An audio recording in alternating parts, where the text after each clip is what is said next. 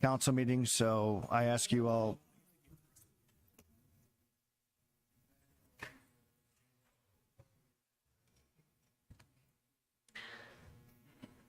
Allegiance to the flag of the United States of America and to the republic for which it stands, one nation, under God, indivisible, with liberty and justice for all. Dear God, we come to you with thanks for providing all the university. We have your continued protection of our schools, our service, our police, our fire.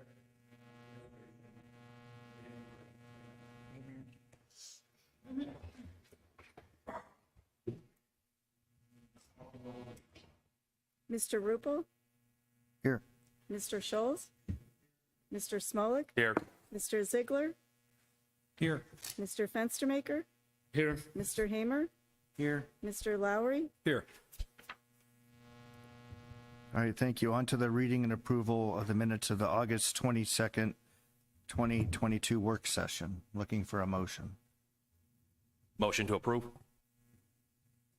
Second.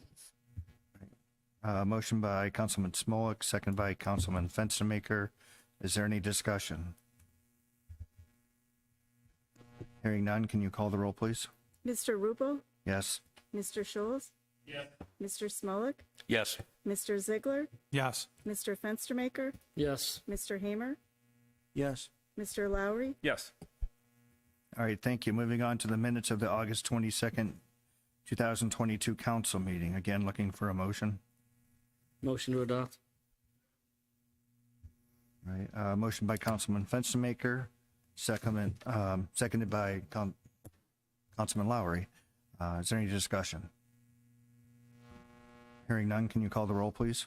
Mr. Rupel, Mr. Scholes, Yes. Mr. Smolik, Yes. Mr. Ziegler, Yes. Mr. Fenstermaker, Yes. Mr. Hamer, Yes. Mr. Lowry, Yes. All right, thank you. Moving on to department reports, Chief Hutton. Thank you, Mr. President. You should all have our monthly report. Should have been sent out with the packet. And once again, a very busy month. 120 total calls, 68 EMS transports. Also, we talked in the work session. Happy to report we received a assistance to firefighters grant for battery-powered extrication tools and high-pressure airbags. Resolution 22R54 is on the agenda, and I'm asking council pass that tonight. Special thanks to Captain Frank Ponzani and his work on the grant application. Other than that, I'm open for any questions. Thank you. Thank you, Chief. Any questions? Chief, quick question. Richmond Hospital, is the emergency department still open? And do we transport there ever? And if we do, are we taking them other places then? Richmond ER closed about a month ago, and we did transport there. You know, Kirtland Fire Department, we try to accommodate everybody. We will transport to Lake West, Tri-Point, Jaga, and Hillcrest. So we'll transport to those 4 hospitals, pretty much anybody, but we will accommodate, go downtown. Some patients that went to Richmond would want to maybe go to Ahuja, but Lake West has picked up the slack. So Lake West has gotten a lot busier, and Hillcrest have both gotten a lot busier. In fact, we're starting to see delays at Hillcrest again. Thank you, Chief. Any more questions? All right, thank you. Chief McAllister? Thank you, Council President Rupel. Just 3 things. Remember, Safety Forces Day is coming up on the 24th. If you can let everybody know to come out and show their support. We're also in the process of putting together a sergeant's exam for one of our positions. And if everything goes according to plan, we should be doing that on December 9th, the written portion, and the 12th we'll be doing the assessment portion of it. And then we've been very active in the schools. We started our reading program, which is going very well.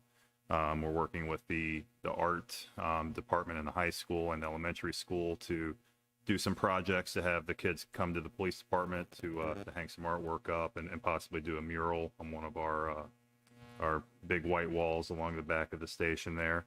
And the school is going to be having a parade for the police forces on the 12th of this month. I believe it's at 1 o'clock. And all of the area departments are going to be responding. We have Lakeland Community College, White Hill, Kirtland Hills, Holden Arboretum, and the Metro Parks are all going to join us to do a parade for the kids. And we're also going to have lunch with them during their lunch sessions that day. And that would conclude my report, and I'm open for any questions. Do you guys provide any gun safety for the teachers, or I mean, like any school safety? I don't know how I want to word it, but for like an event were to happen, like a casualty type thing with. Yeah, Officer Bachman over at this school, he's an ALICE instructor, and ALICE stands for Alert, Lockdown, Inform, Counter, and Evacuate. And he does a program specific, which is onboarding the new teachers and kind of letting them know about what that program is and what their responsibilities are in that, not only for themselves, but also the students in the school. And as there's turnover and everything there, he'll have classes for that. We're currently in the process of developing some work sessions to work with the teachers on critical incidents. So it'll be kind of a round table or tabletop exercise, and we'll be discussing, if an event happens, what does it look like? How is the police department going to interact with the teachers when something like that happens? What the expectations are? So those are all, that part is in the works. We're currently developing that now. And that's something that we're going to work with the teachers with during their the days that they give them for the in-house type stuff. So we'll be working closely with them to accomplish that. Chief, I got a contact from an individual who got a parking ticket for overnight on a street, and forgive me by ignorance of the law, but I always thought we had no overnight parking if we had a snow event or exceeding 2 inches of snow, but apparently it's any overnight parking on any residential street is subject to ticketing. That's correct. I don't know the time off the top of my head, but it's generally between like either 2 and 6 a.m. or 3 and 6 a.m. There's no residential parking. And what residents can do is if they know they have to park on the street, they can call dispatch and inform them that they need to have their vehicle on the street overnight, and then they will log that for us, and we won't ticket that individual for that particular day, but it's something that they have to call in and ask for. Just a follow-up, do we have signage anywhere on any residential streets stating as such, or is there anything on our website, or how do we get that word out? So the signage is generally posted when you're entering the city at the boundaries. It'll be posted up on the signs, just that way everybody coming in would know that parking ban was in effect during those times. All right, I'll pass the information along. Thank you. Councilman Schultz, there is an ordinance 452.13 that it's a blanket ordinance. No owner operator shall park between 1 a.m. and 8 a.m. On any street, alley, highway in the city. That is correct. As Chief alluded to, like say you're getting your pavement done on your driveway or whatever, there's a kind of an exemption there for a few days or something. Correct. Thank you. Anything else? Chief, what was the, I think I know, CPI crime prevention, is that? That when you check houses out to see how they're secured and stuff? if somebody CPI, yeah, requests? it's so what the program basically does is, like, officers as they're patrolling, and officers too, they can put a CPI card on a vehicle that's parked on the street overnight in lieu of issuing a citation. It's really their discretion. But if we find open doors, if windows are left open, things are left in the yard that could attract some type of criminal activity, then we'll issue those cards just as an informational piece. Thank you, Chief. Anything else? All right, thank you. Mr. Fernaro. Good evening. I'll try not to take Doug and the mayor's whole report, but The road program is scheduled to start tomorrow. Real happy to get that going. I also like to take a minute to thank the Public Works team and the great job they do. I usually say it just about every meeting, but this past 2 weeks, they were able to lay out, help build, and put together a playground at the community center, which they did an amazing job. I also want to thank all the volunteers. I'm going to leave it general because I think the mayor will get into it, but I've said it since I've been here. The city of Kirtland's amazing.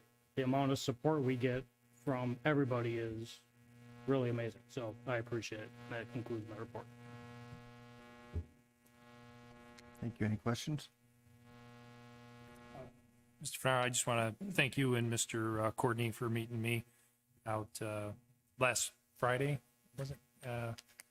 To discuss and walk through the Parkview drainage. Appreciate your time there. Thank you. All right. Thank you, Mr. Courtney. Thank you, Council President. Program, as Joe mentioned, Barbekas plans to start tomorrow. Work duration is expected to be about 6 to 10 weeks, weather dependent. The expected sequence of construction, they'll start on Prelog, move to Loretto Ridge, and then Shadowbrook, and finally Locust. The change order that relates to Barbekas' value engineering proposal is on the agenda as resolution 22R55. We'll ask that that be passed tonight. And that reduces the overall contract amount that was awarded by about $18,000. Old Town sewer improvements, we now have all the deed restrictions executed. I think there might be one that still needs to be recorded. We have the easements we need, and the public hearing date has been set for October 27th at 7 p.m. All the affected residents will be notified by mail of the date, time, and place of the public hearing, and that correspondence will come from Lake County Department of Utilities. Stormwater projects. Funding requests for Fox Hill Drainage, Rockwood area stormwater, and for those two projects are with Lake County Stormwater. Communicated with them today. We should have an MOU back by the end of this week for those two projects. We will bring that to council when we have it. As far as the Fox Hill Drainage project, the project has been advertised for bid. Bid opening is set for September 15th. The cost estimate for that project, for the entire project, including contingencies and overhead, is $106,200. And the Rockwood area stormwater basin, we will be advertising that project on September 27th for a bid opening on October 12th. The project cost estimate for that is $74,800. That includes contingencies and overhead.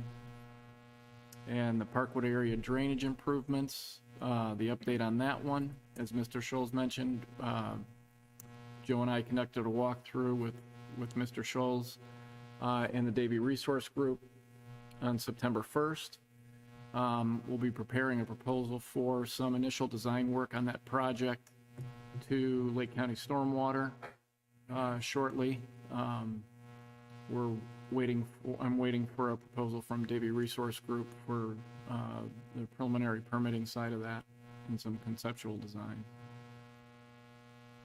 Parks Farm subdivision. Paving of the main roadway was completed maybe 2 weeks ago.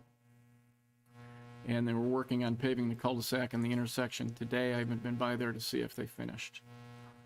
So that concludes my report. Happy to take any questions.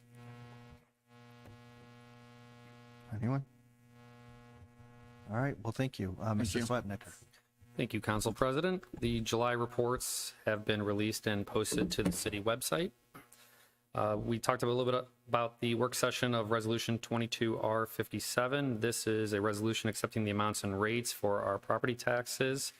There's no significant changes from the prior year. No changes in the general fund or police pension. We're still receiving 2.7 mils of inside millage for the general fund and 0.3 mils for the police pension fund. Totals 3 mils, which is no change over the previous year. Outside millage remains the same, but again, as discussed in the work session, there was a small uptick as a result of some new builds. So in the 2023 tax budget, in the legislation you have in front of you, it totals $2,068,000 and change.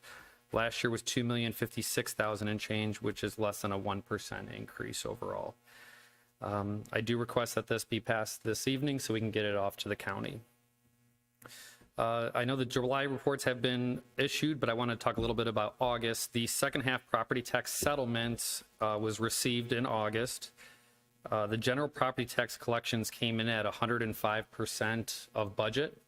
Again, if you remember back to our budget discussions early in February and March, the county estimates a 6% delinquency rate on that. So, based on that, I'm not surprised that we've come in over budget just because their reduction was very conservative speaking. For the 2023 tax budget, they are also estimating a 6% reduction for delinquencies. I did reach out to Barb at the county for a breakdown of the delinquencies, collections, and what we have outstanding based on tax year. I'll follow up with council once I receive that information. I did reach out to the Regional Income Tax Agency as well for some income tax updates. When we've gone through our special council meetings, when we had discussed the increase of the 0.25% of what that would bring in additionally to the city, those were on 2020 estimates. So what I have in front of me is based on 2021 estimates. And that is increasing the income tax rate from 2% to 2.25% would bring in an additional $855,000 to $863,000 in additional new revenues that would take place over 3 years. In our previous discussions, those estimates were $819,000 based on prior years. So an increase of estimated additional revenue of $36,000 to $44,000. I did get a further breakdown of the 3 classes of individuals with live and work in Kirtland, live in Kirtland and work outside, and live outside and work in Kirtland. What I can do, instead of just rattling off numbers to you guys, I can send you an email that you can have it in front of you. Okay. Currently, the income tax revenue is still coming in strong for this year. We are up actually 17% right now as compared to where we were through August of last year. The collections so far this year are $3.3 million through August 31st, 2022. Last year through August 31st, 2021, we're at $2.8 million.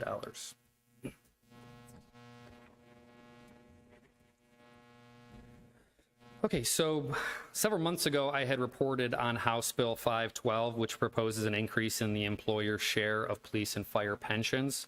Currently, the city is responsible for 19.5% match on police pension and 24% match on fire pension. This bill will increase the employer contribution each year through 2027 incrementally, and it will top out at 26.5% for both classes. Estimating this out and what it would cost the city with a 2% COLA adjustment would cost the city an additional $259,000 over the course of the next 5 years.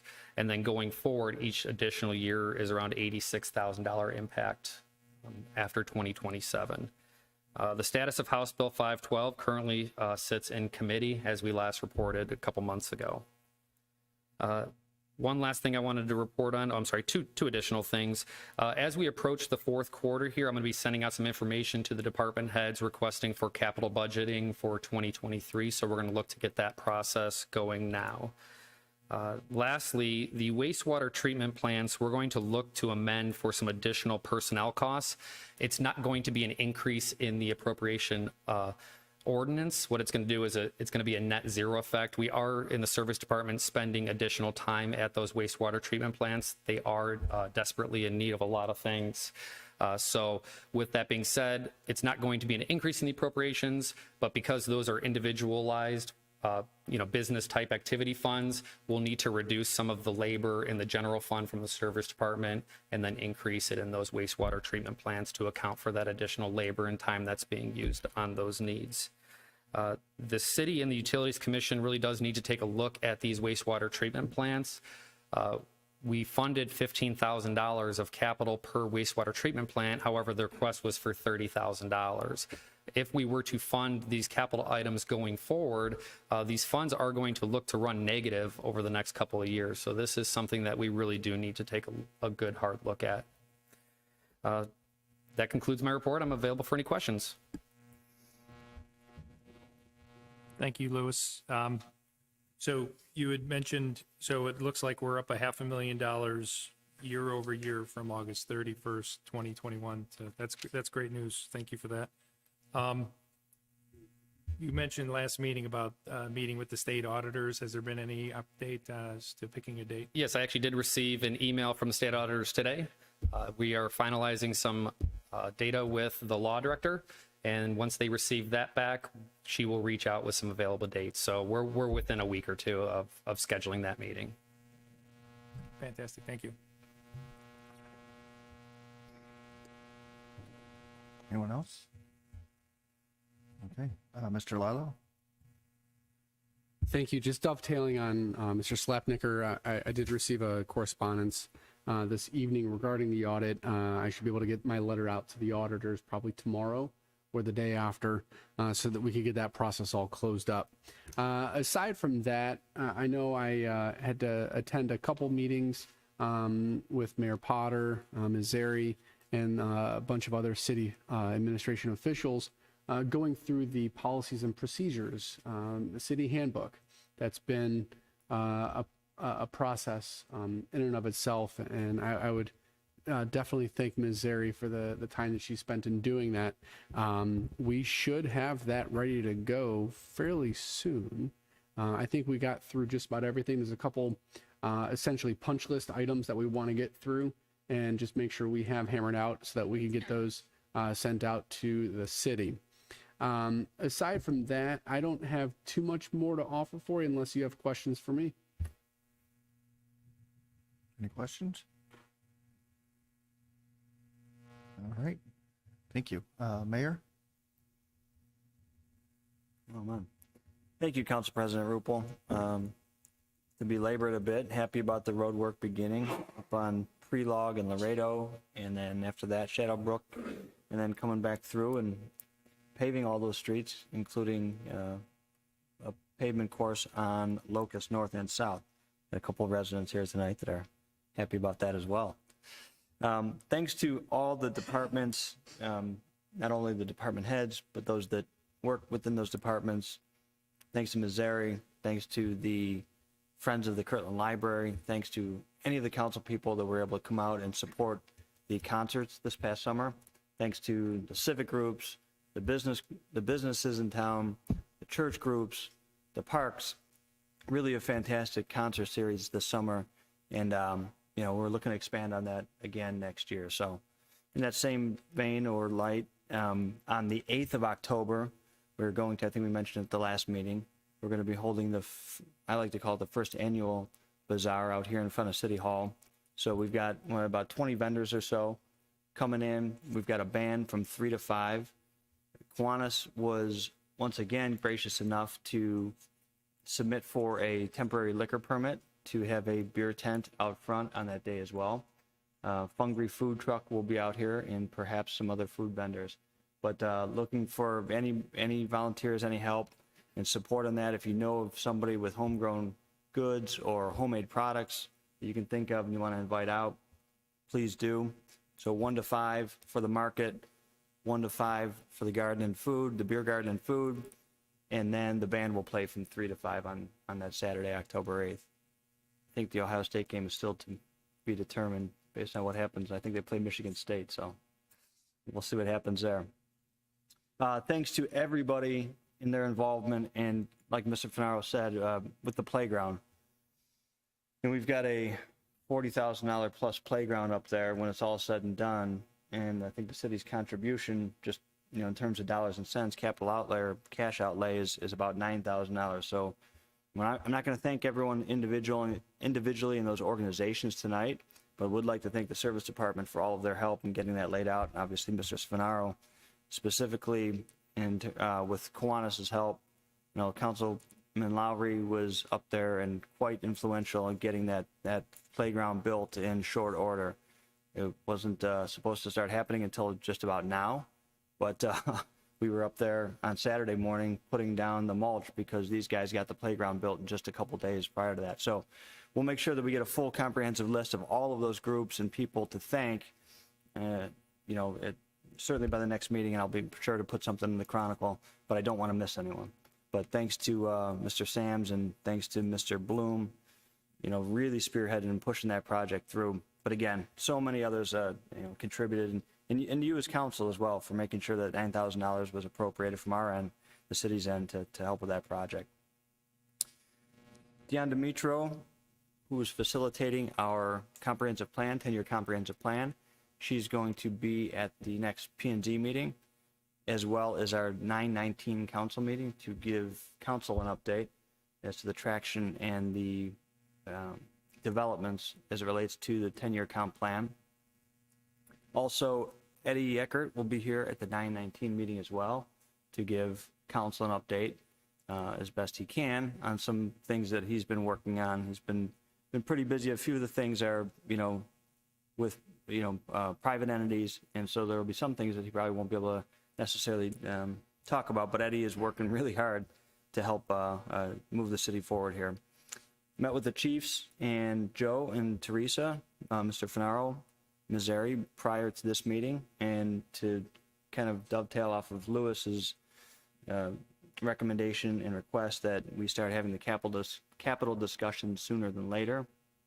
Out of that meeting prior to this meeting, I did ask the department heads for their minimum capital request, the things that they believe we absolutely need going to 2023. And then obviously the full plan, the 5 and 10 year capital plan that we're starting to, we talked about during budget season, starting to really fund that for the next 5 and 10 years to get caught up. We really haven't done much capital expending over the last couple of years, and we know why. As we've been looking for markets to settle, looking for income taxes to, see how those are growing. Obviously, we've been putting some of the general fund to the road program. So, but now it's time to really be talking about capital. So regardless of what happens on November 8th, we're going to continue with the capital conversation. Vehicles, trucks, buildings, all of those things that we talk about year in and year out, really developing a real plan on how to fund those things and fix those things in the years coming just before us here. So that's good.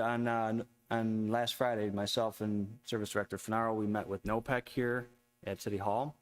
We had asked them to come in a few weeks prior as a result of what so many of our residents, including myself, at our home saw in terms of rate increases.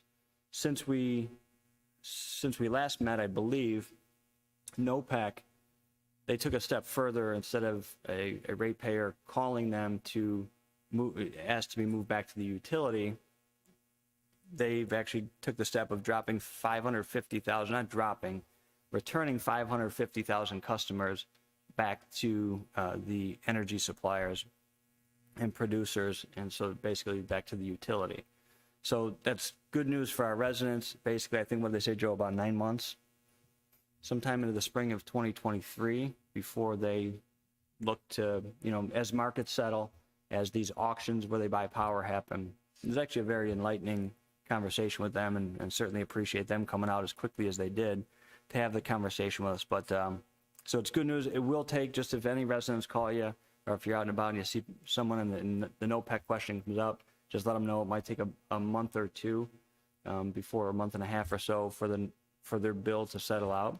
And Joe, I think what they say, about 10,000 people a day they're trying to return back to the utility. So it's just a processing thing on their side. No rhyme or reason to who and what blocks of people or communities get returned sooner. So both Service Director Finaro and Mr. Courtney mentioned the Old Town I think Joe mentioned it as well. Old Town Sewer Meeting, 10/27. We've coordinated with the schools. It's going to be in the high school gym. County will be sending a letter out. Again, if you get questions from the residents over there, really encourage people to come out to that meeting that night and ask all the questions that they need to ask. And it'll be obviously a very informative meeting. We'll hopefully have even more news potentially from the federal government by then. I mentioned the hopeful grant that we're going to get through Congressman Joyce's office, if in fact the federal budget can be sorted out and passed. But we're not holding our breath that that'll happen before this meeting, but nonetheless, at least some traction in Congress. Meeting change schedule from on our October 17th meeting. I'd mentioned last council meeting, if we could bump that out a week to the 24th, and I think everyone was going to look at their schedules. Wanted to take the pulse of council, see if that was possible. For the meeting on the 17th of October, out to the 24th, Joe?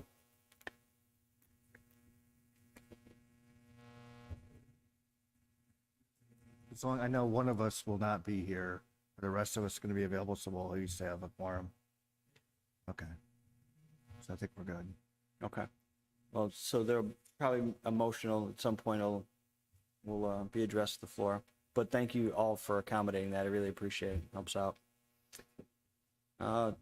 Quickly, and once we get to new business here, so earlier this week, and I'll let Service Director Finaro and the police chief chime in, but we have an opportunity. I think when we amended our appropriation not too long ago, one of those things we amended for was a police car, and I think it was about, I think that appropriation change in terms of the police car was about $50,000, and at that point, I think it was what, a year and a half or so until we could get that car.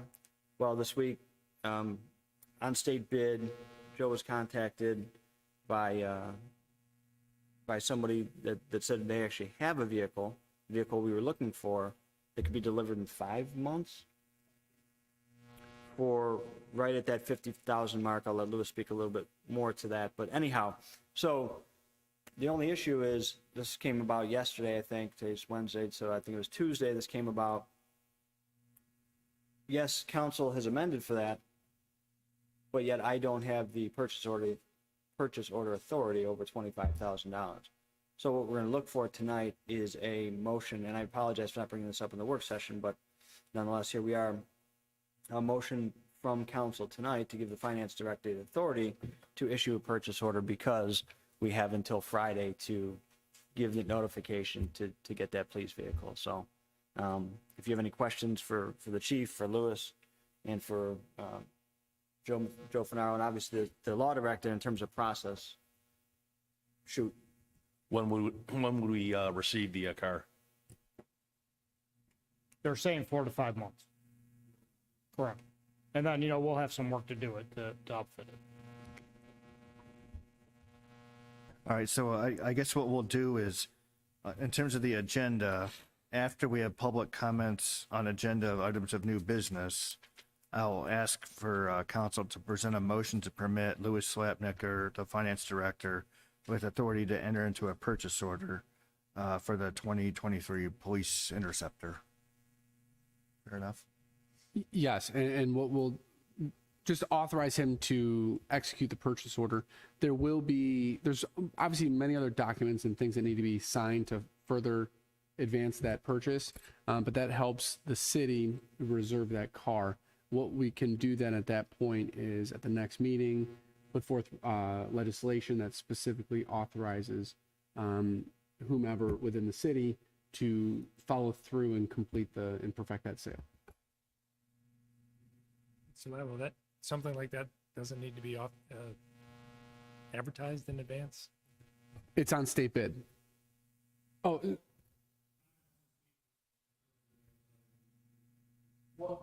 And that's why what we're saying is so the city's already made the appropriation and the funds to set aside those funds to spend on that.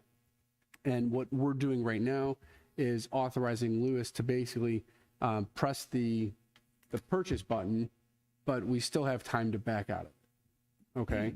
And by the next meeting, we will have the authority like, we will present council with the authority to formally go through with the purchase and complete and perfect the entire purchase.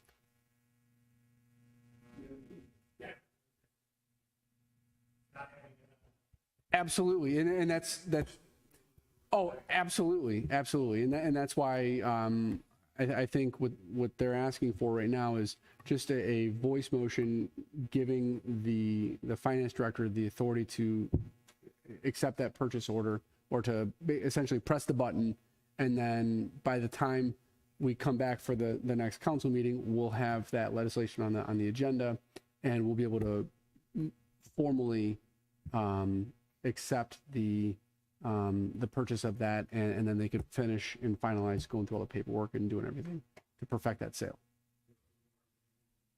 Correct. Oh, absolutely. You know, there will be a much more formal legislation coming down the pipe. But again, we already budgeted for this. That is correct.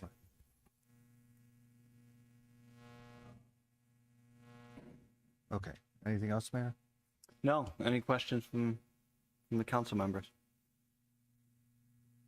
I don't think so. All right. Well, then I guess moving on. Standing committee reports. I don't believe we have any. New business. Would like to, Lewis had brought up in the financial reports on possibly about service department needing to go over some capital needs for next year, 2023. Would the service committee like to get together and discuss that?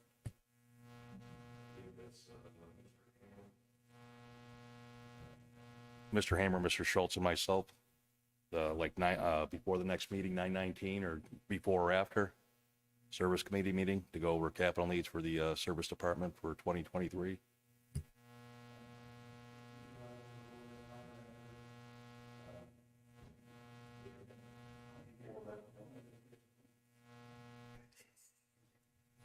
Even overruled before or after, what works better for you? Tentatively, let's make that for 6 o'clock, September 19th then. Thank you, Denise. I'd also like to hold a finance meeting. Louis, I assume, would October 3rd work for your schedule?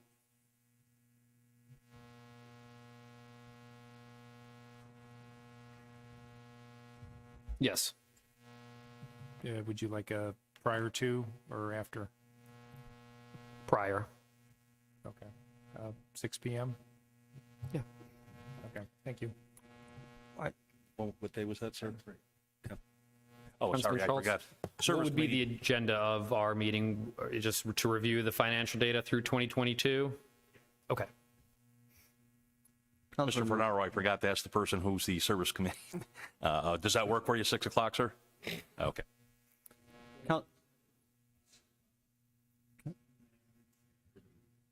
Council President Rupel, if I may, one quick thing.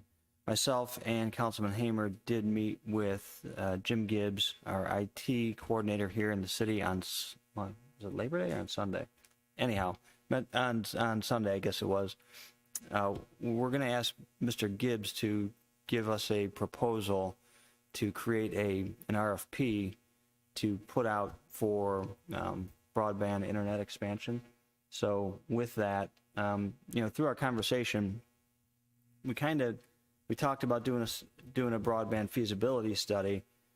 I think in effect, if it's general enough on the RFP, it'll in effect be our feasibility study, right? Someone might come in and say, we'll lay fiber in the whole city, bring it to every house, but we need X. Someone else might say, we don't need anything, we want to do this. So basically, I think we could and should, for a little bit of money with an RFP, instead of that $20,000 we had appropriated. It's not to say that we won't eventually do a full-blown feasibility study. I just don't think there's a need at this point. Have Mr. Gibbs develop an RFP and see what's out there in terms of what providers are willing to do here in the city of Kirtland before we go and spend that full $20,000 on a feasibility study or anything close to that. So Would that make sense to have you would it be, I guess, a utility committee meeting and part of that? Or?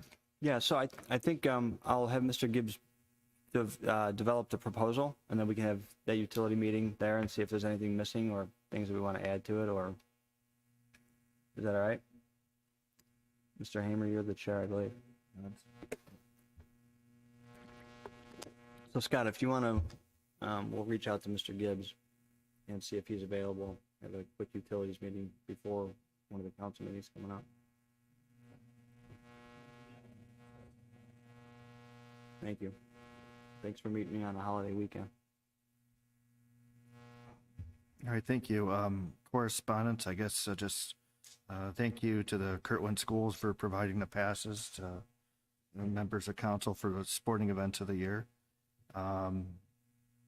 Public comments on matters not on the agenda.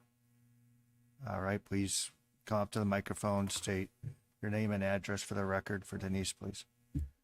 Jim Viscasil, 8415 North Locust Drive.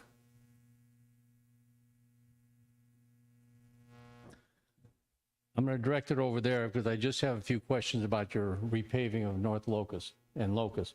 The gentleman from the paving company was passing around flyers today, and I spoke to him, and he says what they plan on doing is grinding the pavement and putting 1.5 inches of asphalt on top of that. How far down are they going to be grinding? I mean, the reason I'm asking, when we had a concrete driveway poured, we were like about 1/2 inch above the street, you know. Well, when they put that stuff on last year, it came up quite a bit. And I was just curious what they were going to do, because I asked him, I said, how far are you going to go down? And, he was just passing out the flyers. So I think he might be mistaken, because the pavement milling is going to happen on the other streets. Locust will not have any pavement milling done. We're going to do repairs of certain areas, and then we're just going to put asphalt on top of it, because it's got a good sealed up base now. We don't want to disturb that. So you're going to raise it up higher then? We'll raise it up higher, and we'll blend into the drive aprons when they put on the surface. It's puddling now. It puddled and froze last winter, down by the mailbox. And if they're going to raise it up higher, We'll take a look at it with the work. Yeah. okay. I mean, maybe it'll eliminate them stones in the garage all winter. But, okay, thank you. You'll hear from me later after they're done.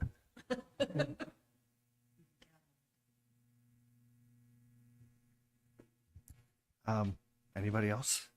Sorry? No? Oh, no, okay. All right, well, thank you. Moving on, old business. Public comment on the agenda of old business. Seeing no movement from the gallery here, we'll move on. Ordinance number 22-0-48. This is the second reading. An ordinance amending section 1462.26 of the codified ordinances of the city of Kirtland relating to abatement of violations.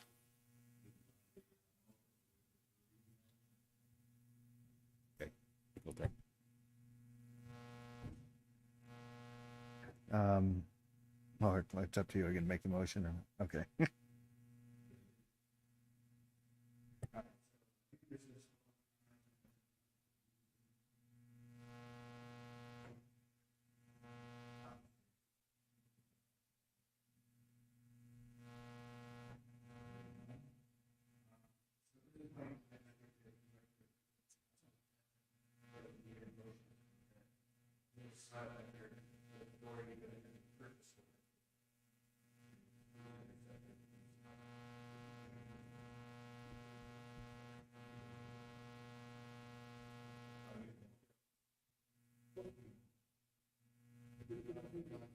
Just wanted to add the amount in the motion. Now, do you need the exact amount? $50,575. What if it turns out it's a penny higher? We'll come back. All right. That's for another motion. That's up to you. $50,575. Okay. Second. There's no purchase order, yeah. Purchase order. All right, thank you, Rich. And then, Second. I think, so we have a motion by Mr. Lowry, a second by Mr. Fenstermaker. Is there any discussion on this? I guess hearing none, can you call the roll, please? Mr. Rupel? Yes. Mr. Scholes? Yes. Mr. Smolik? Yes. Mr. Ziegler? Yes. Mr. Fenstermaker? Yes. Mr. Hamer? Yes. Mr. Lowry? Yes. All right, thank you. And just, Council President Rupel, I know it came up during the discussion prior to this, but this was amended and budgeted for just a month or two ago, so the 50,000. All right, thank you. Resolution number 22R-53, resolution accepting the bid of Pat Flowers, Inc. for the striping of long lines and pavement markings on the City of Kirtland roads and declaring an emergency. And we would like to get this tonight. Motion to waive the 3 readings? Motion by Councilman Smolik and a second by Councilman Lowry. Is there any discussion? Hearing none, can you call the roll, please? Mr. Rupel? Yes. Mr. Scholes? Yes. Mr. Smolik? Yes. Mr. Ziegler? Yes. Mr. Fenstermaker? Yes. Mr. Hamer? Yes. Mr. Lowry? Yes. Thank you. Looking for a motion? Motion to declare an emergency and adopt. Second. Motion by Councilman Smolik, seconded by Councilman Lowry. Is there any discussion? I have a couple questions. How quickly is this work anticipated to begin? Is it going to be night work or? It'll be night work, and on 306, we're gonna hold off until the crack sealing gets done. I guess I'm a little confused in that if they've already started work without authorization, were they given pre-authorization, or is there ability to do that here? Earlier in the work session, it was stated that some of the work was already started without a signed contract or authorization from council. So I think the contract had an opportunity on a Saturday, right? The appropriation already reflected, the road program appropriation already reflected. This is part of that. I think it was discussion early on. State bid or bids, I forget. Mr. Finaro? This is bids, okay. So in effect, they weren't going to do any more work than, certainly not over $25,000, right? But here we sit tonight, want to have the full contract executed, so that's why it's before you. That makes sense? So you did the work under the authority you have to spend under $25,000 in anticipation of this being Well, I passed, mean- because it's over $25,000. The stop bars in the downtown area in the school zone, if council doesn't want to pass this, that's okay. We won't have striping throughout the rest of the 306, but at least we will have gotten the area downtown completed. And that could have happened in any It's instance. more of a procedural question, Mayor. It's not that I'm in any manner against safety issues in the city for striping. I'm just asking the question, how was the work authorized without a signed contract or council's approval on a contract over $25,000? Well, for one, I do know that the service director, when he was alerted to the fact that the contractor could come out and do the stop bars, I believe he sent out an email to myself and all of council. So again, it's not, in terms of procedure, if Joe came to me and said, hey, so-and-so can do this job for $2,500, $5,000, $24,999, I would have the authority to say, yes, please go ahead, right? In this case, we're saying you can separate the work that's already been done, whether it's certainly not $25,000 what they've already done. You can separate that out. I don't know. I guess I'm not 100% sure what you're asking. I think what we're trying to get at is the work that was done and authorized was less than the $25,000 threshold that doesn't require council's approval. But in order to get the entire contract done. Correct. So if council doesn't approve of this, you had the authority to authorize the work that was done. And I would have the authority to call the contractor and say, okay, what can we get done for $24,999? Okay, let's do that then. Correct. So I think, is that where you're going, or? That's a portion of it, but my point being here is that if that advanced authorized work under that threshold should be paid for under your authority and not under this portion of the contract. Does that make sense? Because this contract wasn't officially executed at that point in time. Understood. I mean, but we haven't gotten a bill yet, I would say. So have we received an invoice from Pat Flowers or anything? Okay. So if that being the case, there's the flexibility in that sense, where if there was an invoice submitted, then yeah, the mayor should, you run the risk of doing, like certain types of bids in the aggregate to try to avoid the 50,000, the 25,000, which you can't do, obviously. So what was done here was, I'm trying to understand and address your. Basically saying, I guess a way to working around this would be if the mayor under his authority under 25,000 paid that invoice for the work that was done prior to this contract being executed, and then this number being netted out, if that is the case, that it needs to be netted out, Understood. then it's correct for what came before council and what we're voting on. Does that make sense? Understood. Yeah, and because there hasn't been an invoice or anything, I don't believe what was previously authorized has been deducted from this. Is that correct? Okay. So, I mean, you could do it either or both ways. Like, one, the mayor can authorize, hey, listen, I'm authorizing the work that was done on date X, okay? And council is authorizing the rest, or council can authorize the entire project. Doesn't matter.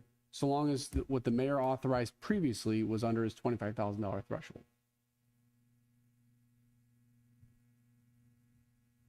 I call it a vote. This is on 3 readings, is that right? No, this would be the motion to declare an emergency and adopt. Oh, thank you. I appreciate They it. already passed the. And the motion's pending, so now it's just for roll call, correct? Yes. All right. Let's call the roll. Mr. Rupel, Yes. Mr. Scholes, No. Mr. Smolik, Yes. Mr. Ziegler, Yes. Mr. Fenstermaker, Yes. Mr. Hamer, Yes. Mr. Lowry, Yes. All right, moving on. Resolution number 22R-54. Resolution authorizing the mayor to accept a grant from the Federal Emergency Management Agency and the Department of Homeland Security pursuant to the fiscal year 2021 Assistance to Firefighters Grant Program to fund the operating and safety program, authorizing the expenditure of the local share and declaring an emergency. And this is something we were going to hopefully get done tonight. Motion to waive the 3 readings? Second. Motion by Councilman Schultz and a second by Councilman Smolik. Is there any discussion on the motion to waive 3 readings? Hearing none, can you call the roll, please? Mr. Rupel, Yes. Mr. Scholes, Yes. Mr. Smolik, Yes. Mr. Ziegler, Yes. Mr. Fenstermaker, Yes. Mr. Hamer, Yes. Mr. Lowry, Yes.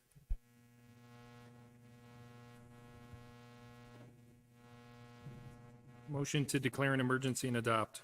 Second. Motion by Councilman Schultz, seconded by Councilman Fenstermaker. Is there any discussion? Hearing none, can you call the roll, please? Mr. Rupel, Yes. Mr. Scholes, Yes. Mr. Smolik, Yes. Mr. Ziegler, Yes. Mr. Fenstermaker, Yes. Mr. Hamer, Yes. Mr. Lowry, Yes. All right, thank you. Resolution 22-R-55, a resolution authorizing a change order with Barbercus Paving LLC for the 2022 pavement rehabilitation project to reduce the adjusted contract amount for items of bid to $1,280,797.45 and to increase the inspection cost by $616 and declaring an emergency.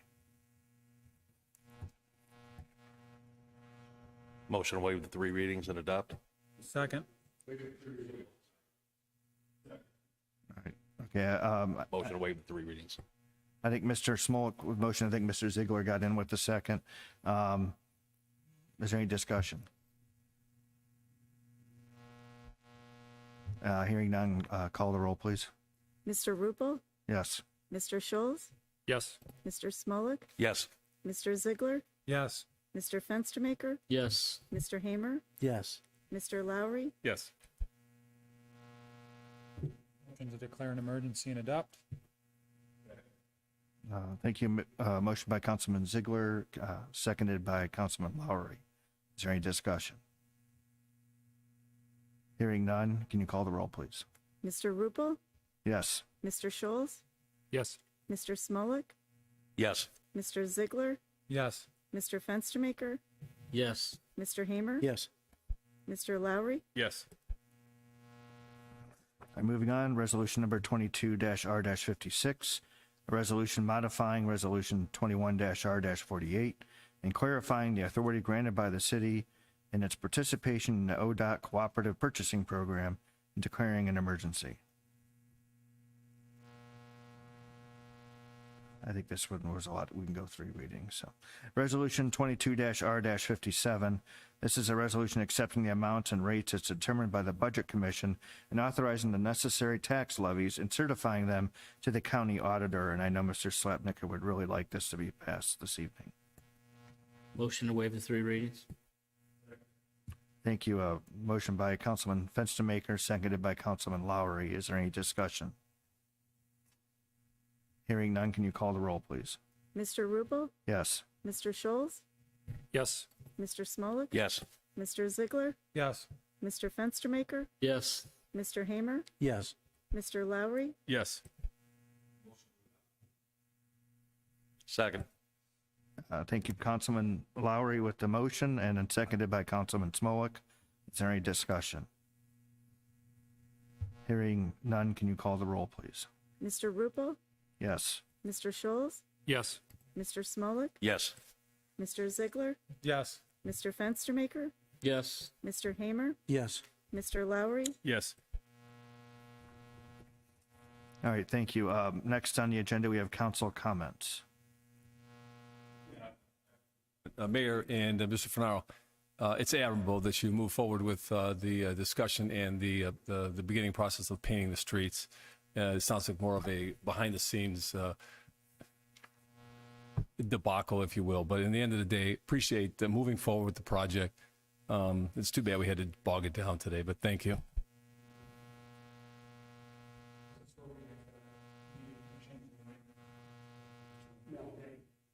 That'll have to be by legislation modifying the agenda.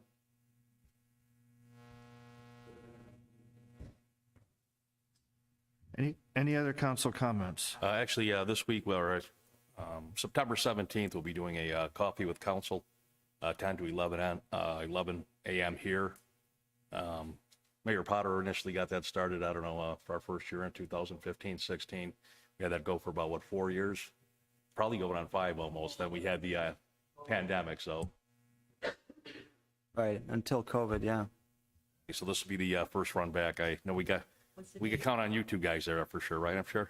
What's the date? September 17th. We'll have coffee, pastry, that type of stuff. So anybody else out in the community wants to come up too. So all the council's welcome. Obviously, keep the council stuff out here. You know, any discussion on a specific issue doesn't get done there. So. Say 10 or 11. 10 or 11? 10 to 11. Okay, in here again. You know, we usually run late.